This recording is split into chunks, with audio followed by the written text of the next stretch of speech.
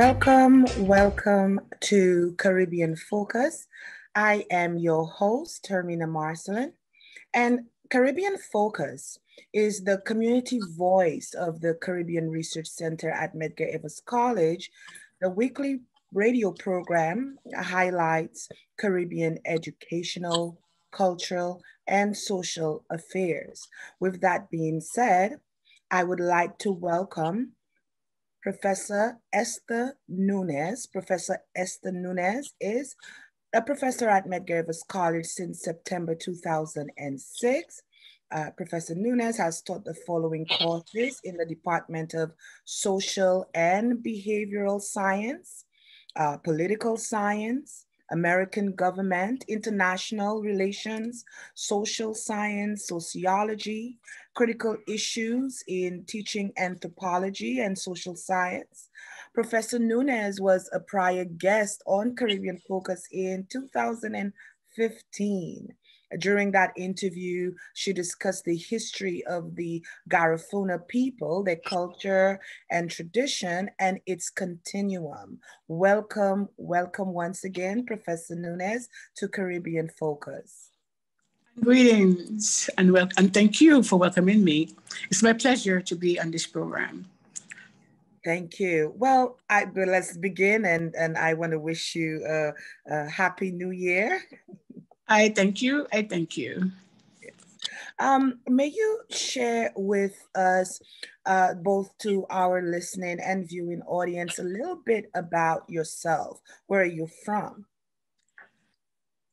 Originally, I am from Belize, a town called Degriga. I migrated to the United States when I was 14 years old to join my parents who have been living abroad from I was 9 years old.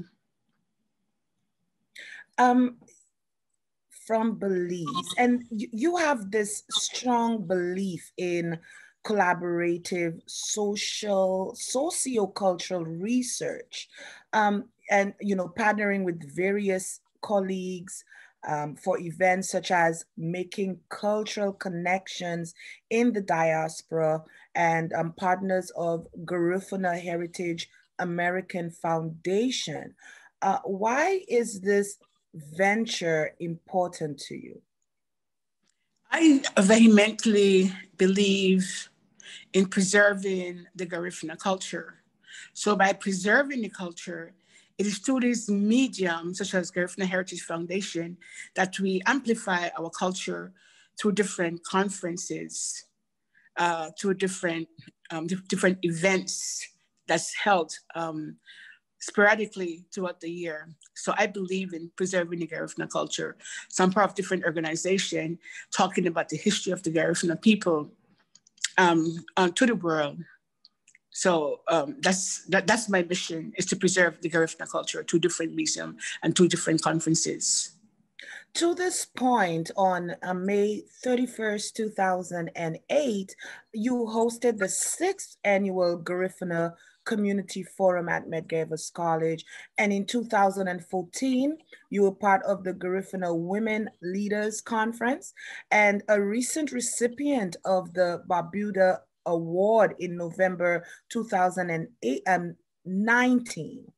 Please share with our audience about your involvement in these conferences leading up to the award. What is it about? What was the overlining message? The timeline. The timeline started at Medgar Evers College in 2007. We launched the Garifuna Heritage Foundation, whereby there was the conference with different Garifuna guest speakers, dancers, and drummers. And we brought that at Medgar because Medgar Evers College have a few students who are Garifuna, and also we want to share with other students who are interested in our culture. So hence we launched a conference there at Medgar Evers College. We showcase different aspect of the Garifuna culture. We spoke about the history, the stories, the drumming, different aspects of the culture at the conference. And yes, please go ahead. This Barbuda Award is, we were honored we were a recipient of this award because we had given to our community. These women, different women who worked with the community, they were given this award. And as for me, I have given to my community. I have also given to Medgar Evers community, to my students, empowering them about their culture as well as the Garifuna culture. So I received an award for facilitating and empowering the students throughout the years at Medgar Evers College and working with the community at large. And your pending publication, The Garifuna in Central America, the African Caribbean Influence, was presented at a conference, Santa Rosa First People, held at the University of Trinidad. I'm interested in some of your findings, very in-depth title, The Garifuna in Central America. Could you expand a little bit about this conference, again, was recently 2018, Dr. Bilken from Medgar Evers College, my colleague, and we attended this conference in Trinidad and Tobago. It was called Indigenous Peoples Conference, whereby Indigenous people from Australia, from Alaska, from Trinidad, from across the world, Guyana, the Garifuna, the Mayan, we met at this Trinidad and Tobago, and we spoke about different aspects of the culture, our lived experience as Indigenous people. So I had published on the history of the Garifuna people. So in addition to that, I spoke about the history of the Garifuna people and who we are as the people. Which leads me to my next question on the Garifuna people. Could you, and again with the Garifuna people, they are a mix of African and indigenous people originally from the Caribbean island of St. Vincent, who speaks Garifuna, or an Arawakan language. Right, we growing up in St. Lucia, we've heard our history of the Arawaks and Caribs. So please expand on the Garifuna people and its language. The Garifuna people are indigenous people. According to our history, the Garifuna people are a hybrid of Carib, initially Carib and Arawak, whereby back then, in those times, during that epoch, the Carib men would launch raid on the Arawak community and take their women as wives. So hence, the Garifuna language is a hybrid of language, Carib, Arawak, and African, and French. It's a mixture. Because so you blend in with other culture, you take on certain language from other culture. So the Garifuna intermingling with the Carib, the Arawak, and the Africans, our language is a mixture, but it's gender-based. It's gender-based whereby, as a female, I would say to you, like higabunu, meaning come to me in my language, but a man would say ahiye. That means a man version of our language. It is gender-based, based on the interaction or the intermingling, whereby the Caribs, the Carib men took on the Arawak women. So from that, there was a intermingling of the Carib, it's Carib and Arawak, our language, gender-based. And for the women version of come to me, it would be what? Higabunu. Gabunu. Higabunu, come to me. That Higabunu. Higabunu. That's the woman I would say to you, come to me. And a man would say, ahiye. Higabunu. Yes. Yes. Yeah. Thank you so much. And this language and this culture with its originality in St. Vincent, are all people from St. Vincent, Garifuna?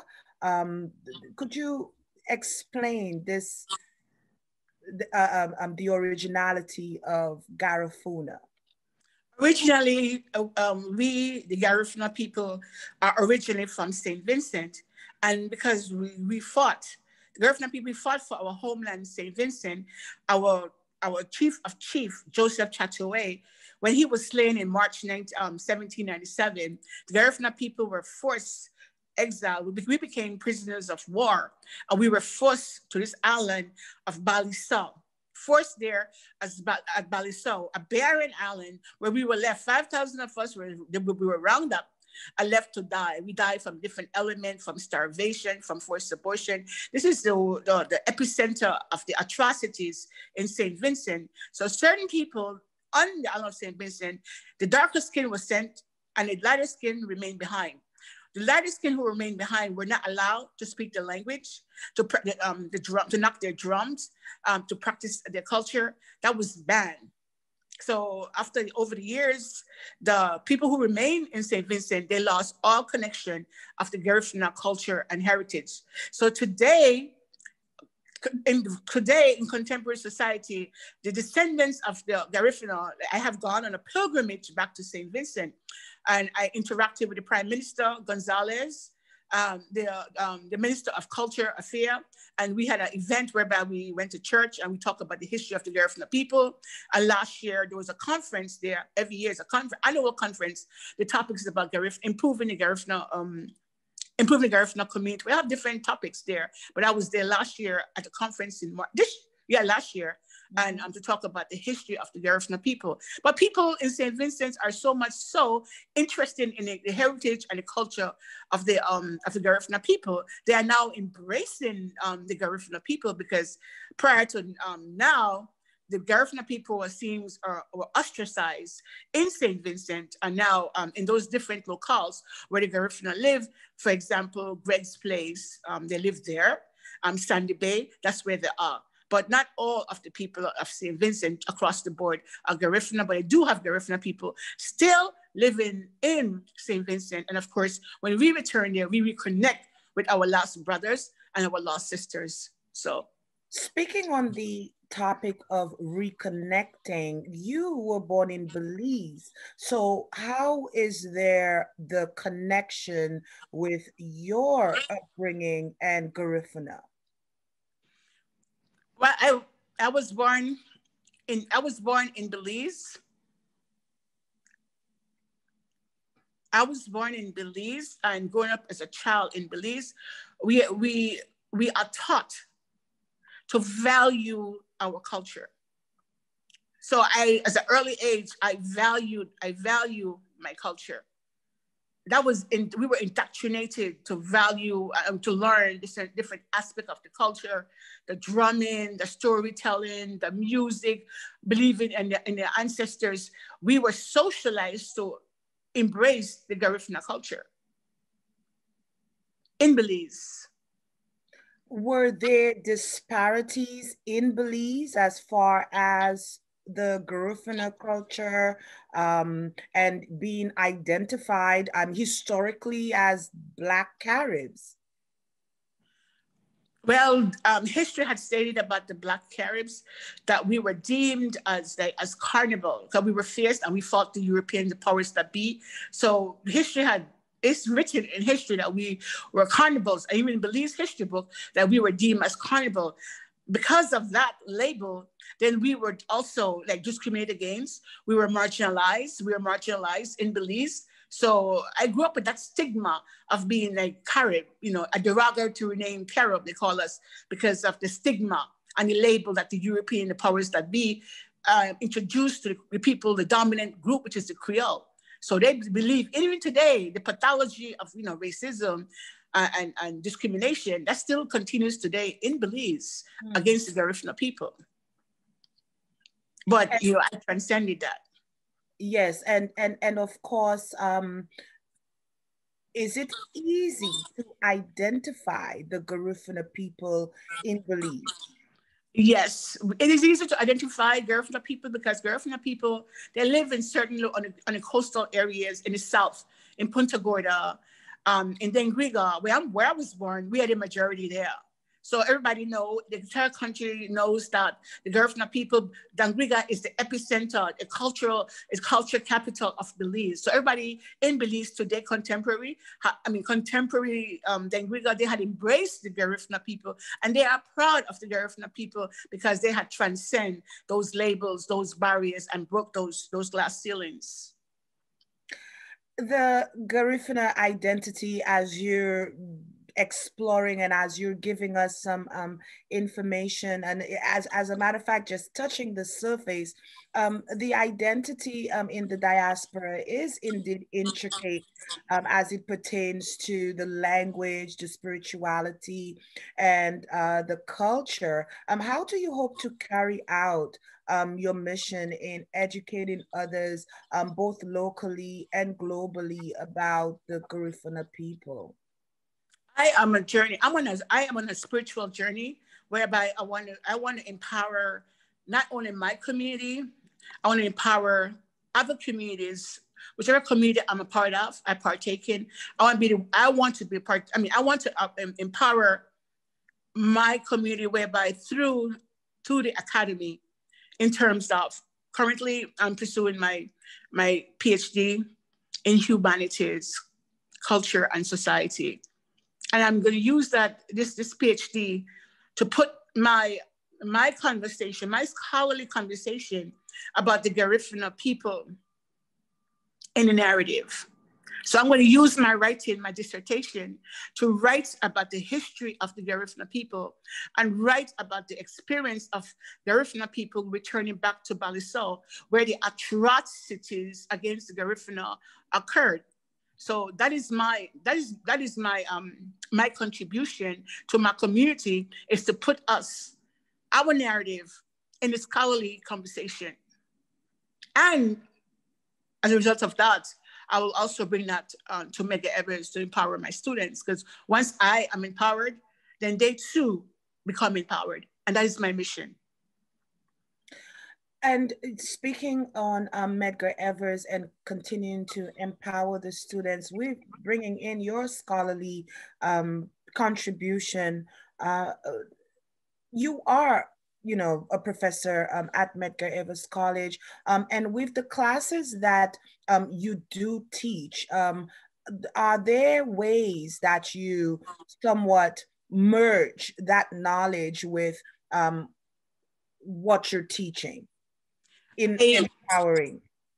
How I empower my students? Because I was a teenage mother, and I was able to transcend my condition through my education. So my education has catapulted me to heights whereby I have never imagined. So when I'm in my classroom, I share with my students my experience as a teenage mother, and how my life can be a testimony to motivate them so they can transcend and stay steadfast and focus on their education. So I mentor my students, and within the classroom, I speak about the history of the Garifuna people. I speak about the culture of the Garifuna people. And the core, I always tell my students, the core of my culture in Garifuna, Buguya, no. As a woman, I'm speaking again from the voice of a Garifuna woman, Buguya, no. Meaning, I for you and you for me. Without you, I cease to exist. My life, my survival is contingent upon you. It's a symbiotic relationship, the concept of reciprocity. Mm-hmm. If you're good to me, I will be good to you. If you're good to nature, nature will be good for you. That is the core of the Garifuna culture, which I introduce in my classroom. We are here together in this classroom together. And I'm for you to make sure that you do well. And then you are for me, meaning that you produce. And the idea of all for me, and the idea where there's this reciprocity occurring, it also links to this Afrocentric worldview. But you mentioned about speaking, as a woman. Are there some feministic views in your approach? Because then earlier I stated that the Garifuna language is a gender based, because I'm speaking from a woman perspective. So it's woman, how a woman speaks, not from a man perspective, rather from a female perspective. You know, I for you for me. It's, you know, I'll bo, buguyano. I for you and you for you. So that's how a female would say, you know, the core of our culture, using the female's voice. Excellent. Yeah. And how would one begin to further their inquiries about the Garifuna people? I know you are pursuing your scholarly work where I'm pretty sure your publications and the information would be out there, but for someone who would want to discover and find out more about the Garifuna, because it is part of the Caribbean history. It is part of that. So how would someone begin that quest? Well, one of my cohorts, and he and we just returned back from Belize, because he has listened in the classroom when I discussed about the Garifuna people, and he was enthralled. So he and I went to Hopkins Village, the epicenter too of the Garifuna culture, and then we went to Dangriga, and we went to a museum, Pen Cayetano, well-known artist, Garifuna artist. We went to visit his museum, so he was able to see the culture firsthand in Hopkins, the people interaction in Hopkins Village, and then we went to Dangriga, and he saw the culture firsthand, the Jankunu, the different aspect of the Garifuna culture. He experienced that firsthand. So if someone wanted to know, be a part of the Garifuna culture, they can visit Belize. They can visit in California. Usually we have a reenactment every November 19th. In New York, we have a reenactment of the Garifuna people going to Belize for the first time in Catholic Church here in New York City. So I take my students to these events from Mega Everest to the Garifuna activities in Brooklyn, to expose them to the culture element of the Garifuna people. So if I have my students in my class, usually I take them to the Garifuna community to see the culture firsthand. And I wanted to give you a little more time to tell us more about this reenactment. You know, again, those who would be interested in any upcoming events surrounding finding out more about the Garifuna people, and I'm just more so expanding their knowledge, including myself, and you know, in finding out and immersing ourselves in that history. You mentioned the reenactment, so again, could you tell us when that occurs and what is it about?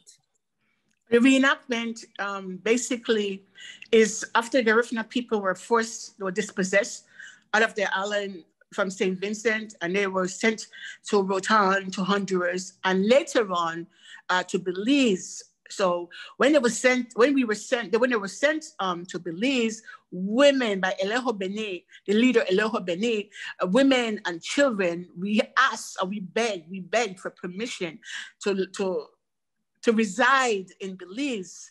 So eventually the governor finally embraced us. So what happened November 19th is the day, that day we celebrate, the whole entire country of Belize celebrate Garifuna Settlement Day in Belize. Garifuna returning back to Belize asking for permission. So the reenactment is that the Garifuna people go out into the sea with their cassava leaf, their basket, their food, how they initially came into Belize. So they go out at night into the sea and come 5 o'clock early in the morning in the town. But people watchers by. People are watching to see or watch. People are watching. People can't relate to see the coming of the Garifuna people in the shores of Dangriga. So it's a reenactment from there. Then they go to church, to Catholic Church, and then with the drumming, and then we pray, and then we have a big celebration, celebrating all-day celebration, the Garifuna people arrival to Belize. Under the leadership of TV Ramos, he was the one that initiated that day for Garifuna people. And we are, of course, in a pandemic, and there are a lot of events that needed to be curtailed and rearranged. Was that also impacted? It was also impacted. Actually, I just returned back about 3 days from Belize. And usually we have like mass celebration, and their Christmas is celebrated up until the 15th. But this year there was no Garifuna celebration at all. That was not, we didn't celebrate this year. But nonetheless, we had a women conference, Garifuna Nation Conference, women conference, to speak about the pandemic, speak about Garifuna, preservation of the Garifuna culture, sustainability during this pandemic. So we had different aspects of the culture that we discussed at the Women's Conference. This is about a month ago. Professor Nunez, I would like to thank you for really enlightening us and giving us some information on your background, information on your ancestral background, and joining me on Caribbean Focus to have this discussion. I wish you so much success in your endeavors. You have indeed provided some vital information in continuing the conversation on the Garifuna people and yourself. Well, it was a pleasure. And I thank you for inviting me on your program to share my people, my career, the future of the Garifuna people. I thank you. Thank you so much, Professor Nunez. And the invitation is opened. I would love to have you back again. Thank you, Hermina. Thank you so much. Thank you, Okay, Professor. Okay, this has been a Caribbean Focus. I am your host, Hermina Marcellin. Thanks for listening and watching. See you soon.